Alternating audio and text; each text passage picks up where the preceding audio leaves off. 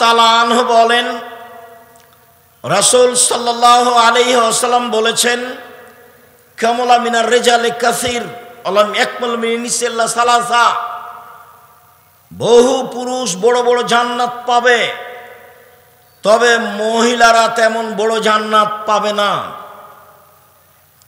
এক, ইমরাত ফিরাউন, ফেরাউনের স্ত্রী আসিয়া বড় জান্নাত পাবে। দুই, বিনত ইমরান, ইমরানের মেয়ে মারিয়াম বড় জান্নাত পাবেন। তিন, ফজল আয়েশা আলা সাইরিন নিসায়ে কাফজলি সরিদা আলা সাইরি তমে, আয়েশার সম্মান পৃথিবীর সকল মহিলার উপরে যেমনভাবে সারিদ খাদ্যের সম্মান সকল খাদ্যের উপরে।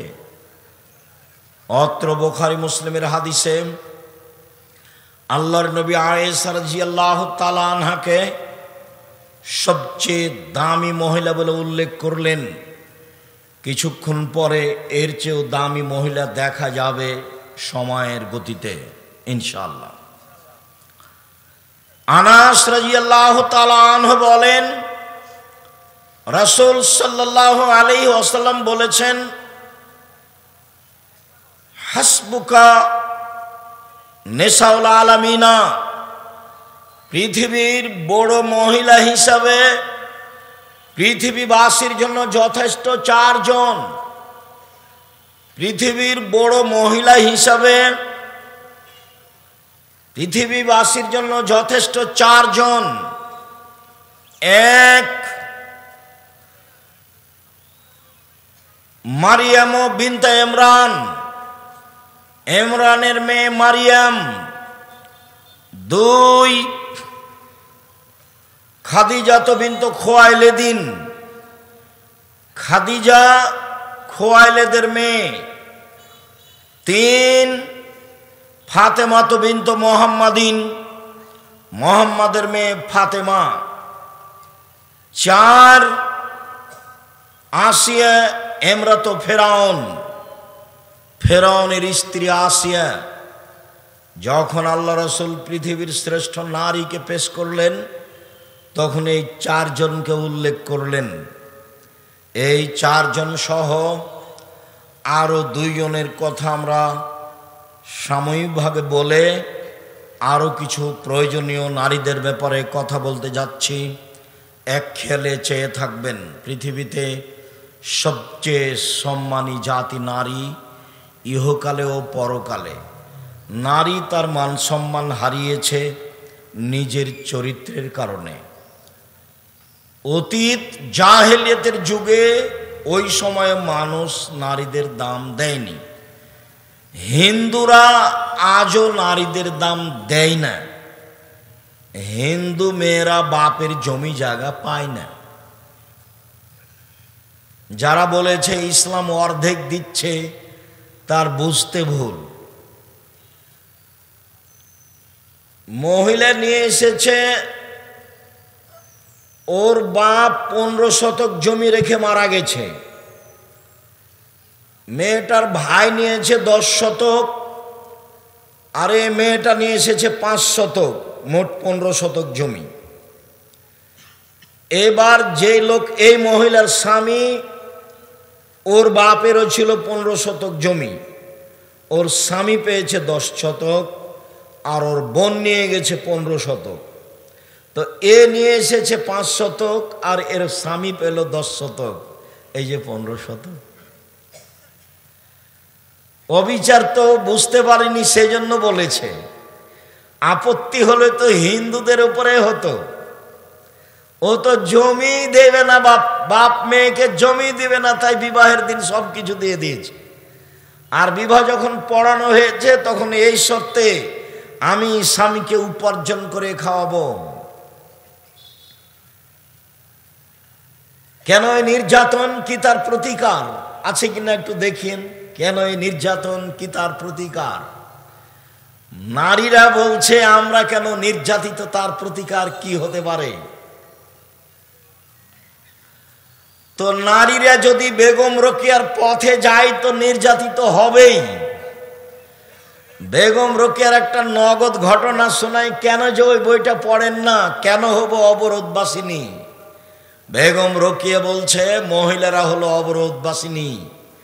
রংপুর গাইবান্ধার আর একজন মহিলা বলছে কেন হব অবরোধবাসিনী, অবরোধবাসিনী কেন হব। তো এখন রোকেয়া বলছে অবরোধবাসিনী, কথার কথা। নওগাঁ ট্রেন স্টেশনে 8-10 জন মহিলা হজ করতে যাবে, তো ওদের সাথে মাহারাম আছে একজন, তো ওরা খুব পর্দা করে, তো তখন একটা বড় চাদর দিয়ে মহিলাদেরকে ঢেকে ওই মালিক চলে গেছে। তো এখন স্টেশন মাস্টার এসে পা দিয়ে লাথি মারছিল, বলছিল কিসের বস্তা এগুলো, কিসের বস্তা। পর্দার নিন্দা দেখাচ্ছে বেগম রোকেয়া, পর্দার নিন্দা। এই পর্দা কেন? স্টেশন মাস্টার বুঝে না যে এগুলো মহিলা, মনে করছে কি ব্যাপার, কিসের বস্তা ঢাকা আছে, তো পা দিয়ে লাথি মেরে মেরে বলছে এগুলো দেখি কি। মানে এরকম পর্দা চাইনিও। তুমি মহিলা মানুষ, বাংলাদেশে বসবাস করো, কি বা পড়েছ কখ সেটা আমার অবগতিতে নেই। তুমি নিজেকে কি দেখাতে চেয়েছো, কি বুঝাতে চেয়েছো, তুমি কি করতে পারো, তোমার তো শেষ ফলাফল যে না। তুমি তো ভুরু তুলে চলো, তুমি তো দাঁত চিকন করো, তুমি তো নখ বড় রেখেছ, তুমি তো সামনে চুল ছোট রেখেছ। তোমার বাপও মূর্খ, তোমার মাও মূর্খ। তোমার বাপ তোমার মাকে আর তোমাকে যদি আমি অশিক্ষিত প্রমাণ করতে না পারি, জাতির সামনে বক্তব্য দিব না। জাতির যদি রাস্তাঘাট করে দিতে না পারি, জাতির যদি স্কুল কলেজ করে দিতে না পারি, জাতিকে চূড়ান্ত সঠিক ধর্ম দিতে পারবো ইনশাআল্লাহ। ধর্মের ব্যাপারে জাতিকে ফাঁকি দিয়ে আমি পরকাল হারাতে রাজি নই। তোমার বাপকে দিয়ে তুমি চ্যালেঞ্জ করো, তোমার বাপকে, তোমাকে, তোমার মাকে আমি অশিক্ষিত প্রমাণ করতে না পারলে আজকে নওগাঁ জেলায় বক্তব্য বন্ধ করলাম, জিন্দেগিতে কোনো দিনের বক্তব্য দেব না। তোমার ভাইয়ের অবস্থাটা একটু আগে বললাম, যে কোম্পানি টাকা দেয় সেই কোম্পানির ওষুধ লিখে। তোমার ভাইয়ের কথা তো বললাম, চুরি করে খায়, ইঞ্জিনিয়ার। যে ব্যতিক্রম থাকতে পারে সেটা আমি বলি না যে ব্যতিক্রম নেই। আপনি মন খারাপ করবেন না, আপনার বুকে সাহস থাকলেই হলো। বাস্তবতায় দেখবেন আপনি, বাস্তবতা লাগবে একটা। যেখানে বিদ্যার কথা বলেছেন আল্লাহর নবী, সেখানে আদর্শের কথা বলেছেন। আদর্শ কি জিনিস? জাবের বললেন আল্লাহর নবী, আমার আব্বা ওহুদের যুদ্ধে শহীদ হয়েছেন, 9 জন মেয়ে রেখে আমার 9 জন বোন আছে। আমার বোনদের সমবয়সের মেয়েকে আমি বিবাহ করতে চাইনি 4টা কারণে। আল্লাহর নবী, আমার বোনদের সমবয়সের কম বয়সের মেয়েকে আমি বিবাহ করতে চাইনি 4টা কারণে। বুখারী মুসলিম। 1, বেশি বয়সের মহিলা বিবাহ করেছি যাতে করে আমার স্ত্রী আমার বোনদেরকে বিদ্যা শিখাতে পারে। 2, যাতে করে আমার স্ত্রী আমার বোনদেরকে শিষ্টাচার শিখাতে পারে। শিষ্টাচার কি জিনিস? নখ বড় কি শিষ্টাচার? নখে নেইল পালিশ কি শিষ্টাচার? ভুরু তুলে চিকন করা কি শিষ্টাচার? দাঁত ছিলে পরিষ্কার করাই কি শিষ্টাচার? উঁচু স্যান্ডেল পরে লম্বা দেখানোই কি শিষ্টাচার? ব্রেসিয়ার পরে নিজেকে কম বয়সের দেখানোই কি শিষ্টাচার? সামনে চুল ছোট করাই কি শিষ্টাচার? বন্ধু বান্ধবের সাথে হেলে দুলে চলাই কি শিষ্টাচার? সকালে বিকালে বন্ধু বান্ধবের সাথে চলাই কি শিষ্টাচার? এটাই কি শিষ্টাচার? শিষ্টাচার কাকে বলে? শিষ্টাচার কি জিনিস? আল্লাহর নবী, আমি বেশি বয়সের মহিলা বিবাহ করেছি, তার 2 নম্বর কারণ আমার স্ত্রী আমার বোনদেরকে শিষ্টাচার শিখাবে। ধর্মের দ্বিতীয় বড় অংশ হলো শিষ্টাচার। 10টি শিষ্টাচার, 10টি। 1, দাড়ি ছেড়ে দিতে হবে, চাঁচা যাবে না, ছোট করাও যাবে না। চেঁচে ফেললে চোখের পাওয়ার কমে যাবে, স্ত্রী মিলন ক্ষমতা কমে যাবে, আর মহিলার সাদৃশ্য হবে, তখন ওর উপরে গজব নাজেল হবে। চেঁচে ফেললে তার উপরে কি হবে? ও গজব নাজেল হবে। কেন? ও এখন মহিলা হতে চায়। দাড়ি নেই কার? মহিলাদের। আপনি তো পুরুষ মানুষ।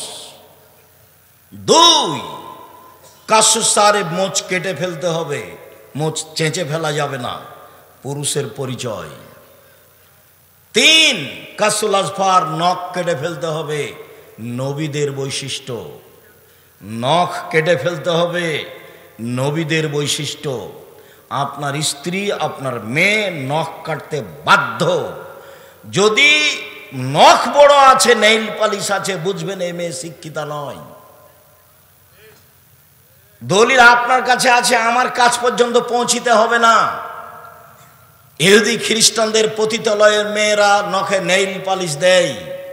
ইহুদি খ্রিস্টানদের পতিতালয়ের মেয়েরা নখে নেইল পালিশ দেয়। ইহুদি খ্রিস্টানদের পতিতালয়ের মেয়েরা নখে নেইল পালিশ দেয়।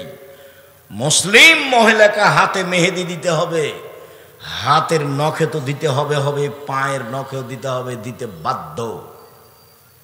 হাতের নখে তো দিতে হবেই, মহিলাদেরকে পায়ের নখেও মেহেদি দিতে হবে।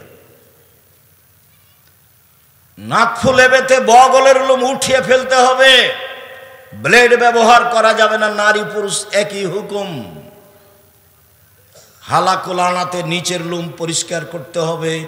ঊর্ধ্বে টাইম 40 দিন, পুরুষ নারী একই হুকুম। পেশাব পায়খানার পরে পানি দিয়ে পবিত্রতা অর্জন করতে হবে, নবীদের বৈশিষ্ট্য। পানি না থাকলে ঢেল টিস্যু পেপার, সেটা ভিন্ন কথা। পানি থাকা সত্ত্বেও ঢেল টিস্যু পেপার নিয়ে 40 কদম হাঁটা, খক খক করে কাঁসা, পায়ের উপরে পা তোলা, এইটা একটা বেহায়াই। যদি এইটাই হয়, তাহলে আপনি পবিত্রতা অর্জনের জন্য জান্নাত পাওয়ার আশায় 40 কদম হাঁটেন, আপনার বউ ঢেল নিয়ে হাঁটে না কেন? বলে ও হাঁটলে কেমন কেমন লাগবে দেখতে। তো ও হাঁটলে যদি কেমন কেমন লাগে দেখতে, তো আপনিও যখন হাঁটেন তখন তাকে দেখতে কেমন কেমন লাগে। একই ব্যাপার। আপনি আর ও, মহিলা আর পুরুষ ভিন্ন ভিন্ন, জুতা স্যান্ডেলও ভিন্ন। আয়েশা রাদিয়াল্লাহু তাআলা আনহা বলেন, যেসব মহিলারা পুরুষের জুতা স্যান্ডেল পরে ওদের উপরে অভিশাপ। যেসব মহিলারা পুরুষের জুতা স্যান্ডেল পরে তাদের উপরে অভিশাপ। আবু হুরায়রা রাদিয়াল্লাহু তাআলা আনহু বলেন, রাসূল সাল্লাল্লাহু আলাইহি ওয়াসাল্লাম বলেছেন, মান তাসাব্বাহা বিকওমিন ফাহুয়া মিনহুম। চলা ফিরায়, খানা পানিতে, উঠা বসাতে, পোশাক আশাকে, কলম খাতাতে, প্রতিষ্ঠানের নিয়ম নীতিতে খ্রিস্টানের সাথে মিশে যাবে তা যারা, তাদের কিয়ামত হবে তাদের সাথে। শুনুন, একদা রাসূল সাল্লাল্লাহু আলাইহি ওয়াসাল্লাম আফসোস করে বলেন, পৃথিবীর মানুষ শুনে রেখো, আমি আমার উম্মতের উপরে আশঙ্কা করে যাচ্ছি, আমার উম্মত ইহুদি খ্রিস্টানের সাথে মিশে যাবে। ডান পায়ের জুতা যেমন বাম পায়ের সমান, বাম পায়ের জুতা যেমন ডান পায়ের সমান, চাল চলনে, কথাবার্তায়, পোশাকে আশাকে, নখে দাড়িতে, খাতা কলমে, শিক্ষা প্রতিষ্ঠানে, কোর্টে কাচারিতে তাদের সাথে মিশে যাবে সমান সমান। এবার তিনি নিচের দিকে নামতে লাগলেন। নামতে নামতে নামতে বলছেন, পৃথিবীর মানুষ শুনে রেখো, ইহুদি খ্রিস্টান যদি মার সাথে জেনা করে থাকে, তো আমার উম্মতও তাদের সাথে মিল দিতে গিয়ে মায়ের সাথে জেনা করবে। আপনি দেখতে পান না, কোনোদিন বিমানবন্দরে গেছেন কিনা, বাংলাদেশে এসে পোশাক পরিবর্তন করে, কিন্তু যখন লন্ডন আমেরিকা থেকে বহির্বিশ্ব থেকে আসে মেয়েটা, তখন অন্তত বিমানবন্দরে সেই পোশাক পরেই থাকে, বাড়ি পর্যন্ত যাওয়ার চেষ্টা করে। ও ভেবেছে ইহুদি খ্রিস্টানদের মতো ল্যাংটা হয়ে থাকায় আমার আদর্শচ্যুত করেছে তার বাপ, আদর্শচ্যুত করেছে তার মা। জন্ম দিতে বাপ হওয়া যায় না, প্রসাব করাতে পারলেই মা হওয়া যায় না, আদর্শের নাম বাপ। শুনুন, বলে তুরাজ্জালাহুন্না, আমার স্ত্রী যেন আমার মেয়েদেরকে পরিপাটি করে সাজগোজ করে রাখতে পারে, সেই জন্য বেশি বয়সের মেয়ে বিবাহ করেছি। 4, বলে তাকুমা আলাইহিন্না, আমার স্ত্রী যেন আমার মেয়েদেরকে পাহারা দিতে পারে, এই জন্য বেশি বয়সের মেয়ে বিবাহ করেছি। এই ছেলে, 1 নম্বর বিদ্যা, 2 নম্বর কি বলো? শিষ্টাচার, আদর্শ। দেখো, আদর্শচ্যুত হয়ে পয়সা ইনকাম করে সফলতা অর্জন করিও না, কোনো লাভ নেই। দেখো, বিদ্যা অর্জন করলে জাতির উপকার করতে পারলে না, টাকা মেরে খেয়ে বললে আমি বড় ইঞ্জিনিয়ার, কি করলে জীবনে? তোমার বাপের টাকাও লস। চাঁপাই নবগঞ্জের ভাষাতে আমও গেল, ছালাও গেল, কাঁদতে কাঁদতে 2 চোখও গেল। তোমার বাপ মায়ের অবস্থায় তোমার বাপ মা ভুল বুঝেছে, এই বুঝ আমি গ্রহণ করিনি। সম্মানিত দিনী ভাই বোন, এবার আপনাকে ধারাবাহিকতায় দেখাই পৃথিবীর শ্রেষ্ঠ মহিলা, সবচেয়ে দামি মহিলা খাদিজা রাদিয়াল্লাহু তাআলা আনহা। আবু হুরায়রা রাদিয়াল্লাহু তাআলা আনহু বলেন, জিবরাইল আমার কাছে আল্লাহর নবীর কাছে আসলেন। আল্লাহর নবীর কাছে এসে জিবরাইল বলছেন, আল্লাহর নবী, এই যে খাদিজা আসছে, তার হাতে একটা বাটি আছে, ফিহে তমনে দাম, তাতে আছে খাদ্য, তাতে আছে তরকারি। এই যে খাদিজা আসছে, তার হাতে একটা বাটি আছে, তাতে আছে খাদ্য, তাতে আছে তরকারি। ফাইজা তাৎকা, যখন খাদিজা আপনার কাছে চলে আসবে, জিবরাইল বলছে। কে কাকে বলছেন?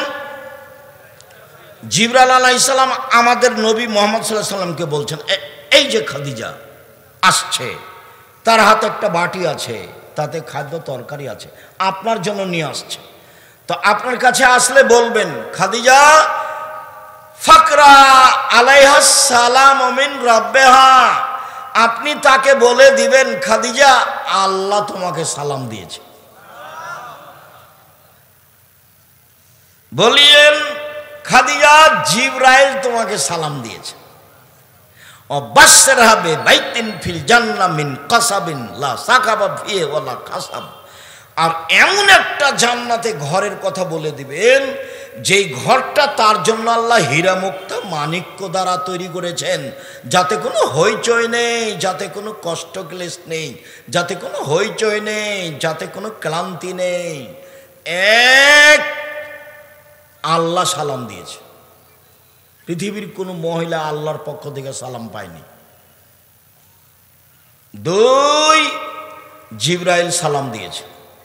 3, জান্নাতে একটা ঘর তৈরি করা হয়েছে। আসিয়া দামি মহিলা, ফেরাউনের স্ত্রী, উনি বলছেন যে জান্নাতে ঘর বানান, আর জিবরাইল এসে আমাদের নবীকে বলছেন যে আল্লাহ জান্নাতে ঘর তৈরি করেছেন। এবার তফাৎ বুঝেন। এই ছেলে,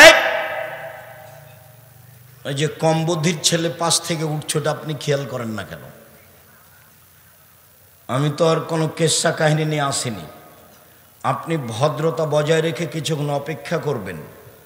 আমি আপনার বিদ্যার উপরে মাঝে মধ্যে আঘাত করতে চেয়েছি। কেন? যেই বিদ্যা আপনার ক্ষতি করে সেই বিদ্যা মূলত বিদ্যা নয়। আপনি বাংলা ইংরেজি শিক্ষা অর্জন করেন, কিন্তু জাতির উপকারার্থে করেন। কার উপকারার্থে? জাতির উপকারার্থে। আরে পয়সা তো হিন্দুরও আছে, পয়সা তো ইহুদি খ্রিস্টানদেরও আছে, টাকা তো ওদের, পৃথিবী তো তাদের। ওই নবীর যুগেও ছিল পৃথিবী তাদের, আজও পৃথিবী তাদের। তো আপনি মধ্যখানে এসে তাদের সাথে মিশে যে কি করছেন? এবার দেখেন, রাসূল সাল্লাল্লাহু আলাইহি ওয়াসাল্লাম বলছেন, পৃথিবীর মানুষ শুনে রেখো, লা তাত্তাবিউনা সুনানা মান কানা ক্বাবলাকুম, তোমরা ইহুদিদের খ্রিস্টানদের সাথে মিশে যাবা, শিবরান বে শিবরিন, ডান হাতের বিঘত যেমন বাম হাতের সমান, সমান সমান মিশে যাওয়া। 2 জেরান বেজেরাইন, বাহু যেমন বাহুর সমান। 3 ডান পায়ের জুতা যেমন বাম পায়ের সমান, তেমনি মিশে যাওয়া। এবার নিচে নামতে লাগলেন। শোনো শোনো শোনো, খারাপ হতে হতে হতে একেবারে একেবারে নিকৃষ্ট প্রাণী গুই সাপ।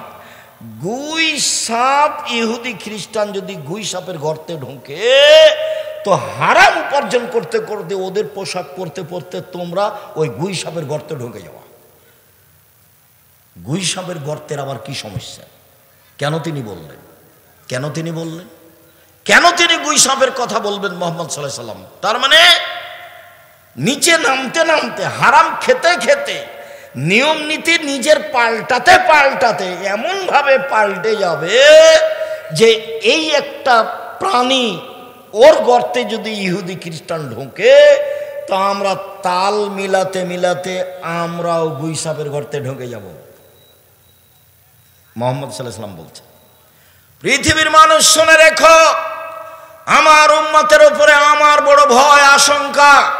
1 ভ্রান্ত হুজুর, 2 সাত্তালতাহিকু কাবাইলু মিন উম্মতি বিল মুশরিকিন, আমার উম্মত হিন্দুদের সাথে মিশে যাবে, এইটা আমার ভয়। 3 সাত্তাবদু কাবাইলু মিন উম্মতি আল আওসান, আমার উম্মত মূর্তি পূজা করবে। বাড়িতে আছে ছবি মূর্তি, নেতা নেত্রীর আছে, তোমার বাপ মায়েরও আছে। আমাকে বলছে, আব্দুর রাজ্জাক সাহেব, আমার মাকে খুব ভালোবাসি, সেই জন্য এইভাবে আমার মায়ের ছবিটা বেঁধে সুন্দর করে রেখেছি। আমি বলছি, ছি, আপনি কুসন্তান, আপনি খারাপ সন্তান। ওর মাকেও সম্মান করছে কিভাবে? মাকে ছবি ঝুলে রেখেছে পিছনে দিয়ে, মাকে সম্মান দেখাচ্ছে। তা আল্লাহ রাসূল, আল্লাহ তাআলা বলছেন মাঝে মধ্যে যে ওরা হচ্ছে ওই গাধার মতো, যেই গাধা কোরআন মাজিদ পিঠে করে নিয়ে যায়। আচ্ছা, গাধা যে কোরআন মাজিদ পিঠে করে নিয়ে যায়, তো গাধা কি জানে যে কোরআন মাজিদে কি আছে? তা আল্লাহ তাআলা বলছেন যে ওই কাফের লোকগুলো গাধার মতো। তা আমার মাকে আমি এভাবে সাজগোজ করে রাখলাম, তা আমার মায়ের কি উপকার হলো? তাহলে আমি তো শিক্ষিত মানুষ নই, আমি তো তাহলে গাধার মতোই হলাম। আল্লাহ তো তার চেয়ে নিচু বলেছেন যে ওরা কুকুর শ্রীগালের চেয়ে খারাপ, যাদের হিতাহিত জ্ঞান বোধ শক্তি নেই। লায়াকেলুন, তারা জ্ঞান চর্চা করে না। হাজারো শত জায়গাতে আল্লাহ কোরআন মাজিদে বলছেন ওরা বিবেক চর্চা করে না, ওরা জ্ঞান চর্চা করে না, ওরা ধ্বংসের মুখামুখি সম্প্রদায়, ওরা অশিক্ষিত সম্প্রদায়, ওরা গাধার মতো সম্প্রদায়, ওরা কুকুর শ্রীগালের মতো সম্প্রদায়। শত শত জায়গাতে আল্লাহ কোরআন মাজিদে এভাবে বলেছে, মানুষকে বলছেন আল্লাহ এভাবে। যার জন্য আমি বলি যে শুধু হিফজখানা খুলবেন না। হিফজখানা খুললেন, ছেলেটা 5-10 বছর পড়লো, যত হাফেজ আসলো ও বললো আগের হাফেজে ভালো পড়ায়নি, বাদ ওটা, আবার চলো প্রথমে। ওই 6 মাস থাকলো, কি যে হলো, তারপরে নেই, আরেকজন হাফেজ আসলো, আগের হাফেজ ভালো হয়নি, নতুন করো। এরকম করতে করতে ছেলেটার বয়স 14 বছর হয়েছে। কতদিন? 14-15 বছরে। এ কিন্তু আর পড়ে দিবে না, ওর মাথায় একটা বড় টুপি আছে, তার উপর একটা লাল রুমাল আছে, এখন দাওয়াত খেয়ে বেড়ায়। তা আপনার মাঝে আর তার মাঝে পার্থক্য কি? আপনার মাঝে আর তার মাঝে পার্থক্য, আপনার মুখস্থ আছে ইখলাস আর ফালাক আর কুল আল্লাহু আহাদ, আর ওর একটু বড় আছে, এটুকু পার্থক্য। আপনি যেমন বুঝেন না, ওইও তেমন বুঝে না। কেলাহুমা সাওয়া সাওয়া, দোনোকে বারাবার, সবাই সমান, দোনোকে বারাবার, সব সমান সমান। জীবনটা 16 আনায় মিছে, জীবনটা 16 আনায় মিছে। মাঝি, চাঁদ কেন বাড়ে কমে তা কি আর বলতে পারি? 4 আনায় মিছে। এই হয় সে হয়, 8 আনায় মিছে। এই হয় সে হয়, 12 আনায় মিছে। বাতাস উঠেছে, নৌকা কেঁপে উঠেছে, দুলে উঠেছে। বাবু সাঁতার দিতে জানো বাবু? না রে বাবু, না, আমি তো সাঁতার দিতে জানি না। মাঝি বলে, এখন দেখি বাবু তোমার জীবন 16 আনাই মিছে, বাপ বেটার জীবন 16 আনাই মিছে। মনে কিছু নিয়েন না, আপনাকে আমি কষ্ট দিনই, আপনাকে আমি বুঝাতে চাচ্ছি ভুল হিসাব। হিসাব আপনার ভুল আছে। সম্মানিত দিনী বোন, আপনার ইমানের দুর্বলতা। আরে দেখেন না ইমান কি জিনিস? দুনিয়াতেই বলছেন যে আপনি বলে দেন খাদিজাকে, এক আল্লাহ সালাম দিয়েছে। আরে খাদিজা তো মানুষ, অন্য কিছু নাকি? খাদিজাকে অন্য কিছু? ইনি তো মানুষ। দুই, জিবরাইল সালাম দিয়েছে। তিন, জান্নাতে ঘর তৈরি করা হয়েছে। তো আব্দুর রাজ্জাক সাহেব দুই একটা খাদিজার কথা বলবেন, একটু শোনান না। আমরাও জানি যে খাদিজা মহিলা মানুষ, কিন্তু কি করতে পারি আপনাকে একটু বলি তাহলে। একটু 1 মিনিট এক খেলে চেয়ে থাকবেন। মুহাম্মদ সাল্লাল্লাহু আলাইহি সাল্লাম একদিন গারে হিরা থেকে এসে বলছেন, খাদিজা খাদিজা খাসিত আলা নাফসি, আমি মনে হয় মরে যাব, আমি মনে হয় মরে যাব। জাম্মিলুনি জাম্মিলুনি, কম্বল দিয়ে আমাকে জড়িয়ে ধরো, আমার যে কি হয়। এই কথা আল্লাহ রাসূল বললেন। এবার খাদিজা বলছেন, দেখেন আপনাকে একটু পার্থক্য দেখাবো, চেয়ে থাকবেন এক খেয়ালে। এবার খাদিজা রাদিয়াল্লাহু তাআলা বলছেন, কাল্লা, কখনো নয়, অসম্ভব, এটা হতে পারে না, আপনার কোনো সমস্যা হবে না। আল্লাহে আল্লাহর কসম, আল্লাহে আল্লাহর কসম, আল্লাহে আল্লাহর কসম।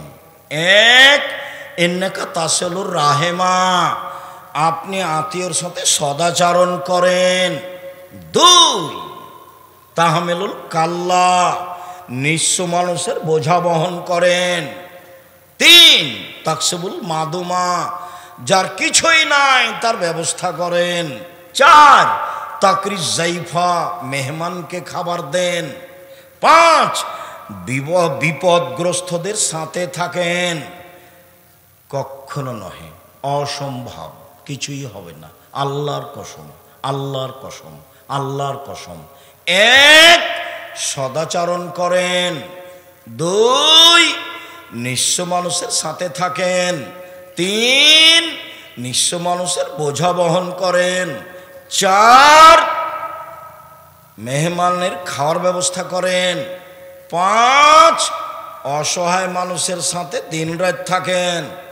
কখনো নহে, অসম্ভব, কিছু হবে না। এটা খাদিজা। আর এরকম সময় আপনার স্বামী যদি আসে, এসে বলে যে খালেদা খুব সমস্যা, কি দুর্ঘটনা, খুব কি হয়েছে, কি তোমাকে বললাম তুমি যাও না, তোমাকে বললাম যে তুমি যাও না, তোমার তো স্বভাবই ভালো নাই, তোমাকে কত নিষেধ করলাম তুমি তবু চলে গেলে। এই দেখেন, এ হলো খালেদা আর হলো খাদিজা, এ হলো খালেদা আর হলো খাদিজা। তফাত আছে, অনেক তফাত। এইখানে আর একটা কথা বলি, সময়ের গতিতে হবে। আবু হুরায়রা রাদিয়াল্লাহু তাআলা আনহু বলেন, রাসূল সাল্লাল্লাহু আলাইহি সাল্লাম বলেন, খায়রুন নিসায়ে, মহিলাদের মধ্যে সবচেয়ে ভালো নারী। উপস্থিত দিনী বোন একটু শোনেন, কাজে যদি লাগে কিছু। এই মেয়ে, এই কথা বলছো কেন? সম্মানিত দিনী বোনেরা, আমার ভাইরা শোনেন, একটু কাজে লাগবে। পৃথিবীর মধ্যে সবচেয়ে ভালো নারী এক, আল অদুদ, স্বামীর সাথে প্রেম বিনিময়ে ভালোবাসায় আগ্রহী যারা। দুই, আল অলুদ, বেশি বেশি ছেলে মেয়ে সন্তান দিতে পারে যারা। তিন, আল মৌতিয়াত, স্বামীর সাথে সমবেদনায় ব্যথিত যারা।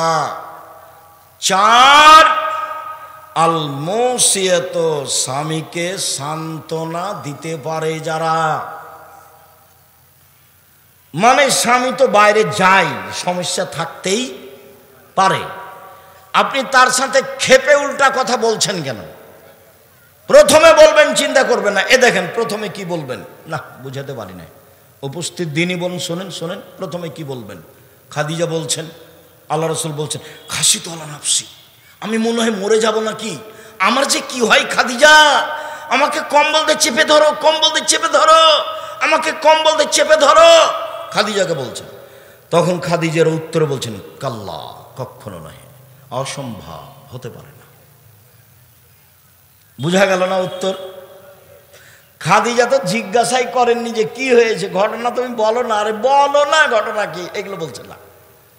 তুমি বলবে না কি হয়েছে, কি ঘটনা, তুমি বলবে না, এ কোনো কথা নেই। উত্তরে বলছেন, কাল্লা, কখনো নয়, অসম্ভব, এটা হতে পারে না। তারপর বলছেন, আল্লাহে, আল্লাহর কসম, আল্লাহে, আল্লাহর কসম, আল্লাহে, আল্লাহর কসম, আল্লাহ আপনাকে অপমান করবেন না। হলো, কোনো কথা বলেনি। তারপরে এবার কারণ বলছেন, 1 2 3 4 5, আর একটা আছে 6। চলেন আমার চাচার কাছে, চলেন ওয়ারাকা ইবনে নওফলের কাছে চলেন, চলেন একটু ব্যাপারটা জেনে আসি। সান্ত্বনা দিচ্ছেন, আরও নিয়ে যাচ্ছেন সাথে করে, স্বামীকে সাথে করে নিয়ে যাচ্ছেন পৃথিবীর সবচেয়ে বড় দামি মানুষ। স্বামীকে নিয়ে গিয়ে বলছেন, চাচা দেখেন তো আপনার ভাইয়ের ছেলে কি বলে। হ্যাঁ মোহাম্মদ, বলো তো কি হয়েছে। মোহাম্মদ সাল্লাল্লাহু আলাইহি সাল্লাম বলেন, আমি গারে হিরাই ছিলাম, কে আমাকে এসে চেপে ধরে বলল পড়ো। আমি বললাম পড়তে জানি না। চেপে ধরে বলল পড়ো। আমি বললাম পড়তে জানি না। চেপে ধরে বলল পড়ো। আমি বললাম পড়তে জানি না। তখন তিনি বললেন, ইকরা বিস্মি রব্বিকাল্লাযী খালাক, খালাকাল ইনসানা মিন আলাক, এগুলো বললেন। এই পর্যন্ত বলতেই ওয়ারাকা বলছেন, আরে থামো থামো, শোনো শোনো শোনো, ও তো জিবরাইল, তোমাকে তো এলাকার লোক বের করে দিবে। দ্বিতীয় কথা এটা, ও তো জিবরাইল, তোমাকে তো এলাকার লোক বের করে দিবে। তখন আল্লাহ রসুল বলছেন, আমাকে বের করে দিবে, এটা উনি বিশ্বাস করতে পারছেন না। সবাই ভালোবাসে, আমাকে বের করে দিবে কেন? তখন ওয়ারাকা বললেন, জীবনে যার কাছে জিবরাইল এসেছে তাকে গ্রামের লোক বের করে দিয়েছে, তোমাকেও দিবে। সম্মানিত দিনী ভাই বোন, বলছিলাম রাসূল সাল্লাল্লাহু আলাইহি ওয়াসাল্লাম বলেন, খায়রুন নিসায়ে, মহিলাদের মধ্যে সবচেয়ে ভালো মহিলা।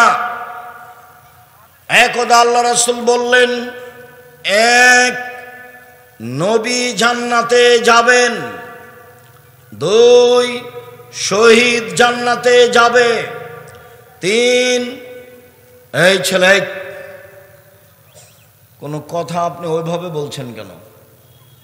চুপে হাতের ইশারায় বলবেন, আর পাশ থেকে কোনো ছেলে যেন উঠতে না পারে এটা খেয়াল করবেন। আমি আপনার চেয়ে বেশি ব্যস্ত আছি।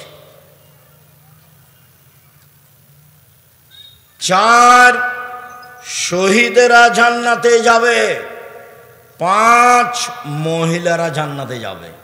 এই সিরিয়ালে আমি আর আপনি নেই। আবার দেখেন, 1 নবীগণ জান্নাতে যাবেন, 2 শহীদেরা জান্নাতে যাবে, 3 সত্যবাদীরা জান্নাতে যাবে, 4 সন্তান প্রসবে মারা যায় যেসব মহিলা তারা জান্নাতে যাবে, 5 তোমাদের স্ত্রীরাও জান্নাতে যাবে। কিভাবে? 1 স্বামীর সাথে প্রেম বিনিময় ভালোবাসায় আগ্রহী যারা, 2 বেশি সন্তান দিতে পারে যারা, 3 একটু স্বামীর সাথে গন্ডগোল হলে হাত ধরে বলে, যতক্ষণ পর্যন্ত আপনি আমার উপরে সন্তুষ্ট না হবেন ততক্ষণ পর্যন্ত আমি খাদ্য খাবো না। জান্নাতি নারী এরা, এই কথা মুহাম্মদ সাল্লাল্লাহু আলাইহি সাল্লাম বলেন। এতে আমাদের ব্যক্তিগত কোনো হাত নেই। রাসূল সাল্লাল্লাহু আলাইহি সাল্লাম বলেন, ইব্রাহিম আলাইহিস সালাম তার স্ত্রী সারাকে নিয়ে এক এলাকা পার হচ্ছিলেন। ইব্রাহিম আলাইহিস সালাম বললেন, সারা, তোমাকে যদি কেউ জিজ্ঞাসা করে এইটা কে, তুমি বলিও এইটা আমার ভাই। কেন? আমি তোমার কথা বলে দিয়েছি, তুমি আমার বোন, তুমি আমাকে মিথ্যুক প্রমাণ করো না সারা। সারা মনে রেখো, এই মাটির ওপরে দুইজন মুসলমান আমি আর তুমি, এই হিসেবে আমরা ভাই বোন বটে। কৌশল করলে ইব্রাহিম আলাইহিস সালাম তার স্ত্রীকে রক্ষা করতে পারলেন না। তার স্ত্রীকে বললেন, স্বৈরাচারী শাসক তোমাকে ডেকেছে, তুমি যাও। সারা স্বৈরাচারী শাসকের ঘরে ঢুকলেন। ঘরে ঢুকতেই স্বৈরাচারী শাসক দাঁড়িয়ে হাতটা তার দিকে আগিয়েছে। তখন সারা বলছেন, থামেন, আগে অজু হবে, 2 রাকাত সালাত হবে, তারপরে কোনো কথা। সারা অজু করলেন, 2 রাকাত সালাত আদায় করলেন, তারপরে বলছেন, আল্লাহুম্মা, হে আল্লাহ, ইন কুনতু আমানতু বিকা ওয়া বিরাসূলিকা, আমি যদি তোমাকে আল্লাহ বলে মেনে নিয়ে থাকি, আমি যদি তোমার নবী ইব্রাহিমকে নবী বলে মেনে নিয়ে থাকি, ওয়া হাসানতু ইল্লাল্লাহ ফারজি, আমার লজ্জা স্থানকে আমার স্বামী ছাড়া জিন্দগিতে কাউকে ব্যবহার করতে না দিয়ে থাকি, ফালা তুসাল্লিত আলাল কাফেরা, এই নির্জনে কাফের যেন আমার গায়ে হাত লাগাতে না পারে। দিনী বোন শোনেন, নিরাশা হবেন না। 1, আমি তোমাকে মেনে নিয়েছি আল্লাহ বলে। 2, আমি ইব্রাহিমকে নবী বলে মেনে নিয়েছি। আমি বলি না যে ইব্রাহিম আমার স্বামী, এই কথা পরে, আমি বলছি ইব্রাহিম নবী। 3, জিন্দেগিতে আমি কোনোদিন জেনায় লিপ্ত হইনি। এই কথা 3টা যদি সত্য হয়, তাহলে এ যেন আমার নির্জনে গায়ে হাত লাগাতে না পারে। কথা শেষই হয়নি, অজ্ঞান হয়ে পড়ে গেছে। আপনি মহিলা মানুষ, আপনার একটু সাহস হয় না? তো আপনার দেবরের সাথে ভাসুরের সাথে কত গল্প, কি দিয়ে আল্লাহ কথা কবুল করবেন? স্বামী যখন থাকে না তখন কত গল্প, আপনার কি দিয়ে কথা কবুল হবে? কথা যে আপনার কবুল হবে তার কিছু পথঘাট তো থাকতে হবে। সম্মানিত দিনী ভাই ও বোন, ইব্রাহিম আলাইহিস সালাম তার স্ত্রী বাচ্চাকে রেখে দিলেন। দাওহাতা, স্ত্রী বাচ্চাকে রেখে দিলেন ছোট পাকুড় গাছের নিচে। ফকা জামজামা, জমজম কূপের উপরে। ফিয়াল আল মসজিদে, মসজিদের পাশে। তখন মসজিদ নেই, রেখে দিয়ে তিনি হাঁটছেন। পিছনে পিছনে হাজেরা বলছেন, ইয়া ইব্রাহিম আইনা তাজহাব, ইব্রাহিম আপনি কোথায় যাচ্ছেন? ইয়া ইব্রাহিম আইনা তাজহাব, আপনি কোথায় যাচ্ছেন? অতাতরকুনা বিহাজাল ওয়াদি আল্লাযী লাইসা ফীহি ইনশাআল্লাহ শাই, আপনি আমাকে ছেড়ে যাচ্ছেন এমন একটা উপত্যকায় যেখানে মানুষজন তো নেই, ঘাস পাতাও নেই। ওয়াজালা লা ইয়ালতাফিতু ইলাইহা, স্বামী তার দিকে তাকাচ্ছেন না। ওয়াকালাত যালিকা মিরারান, তিনি বারবার বলছেন, ইব্রাহিম আপনি কোথায় যাচ্ছেন? এই উপত্যকা আমাকে ছেড়ে যাচ্ছেন।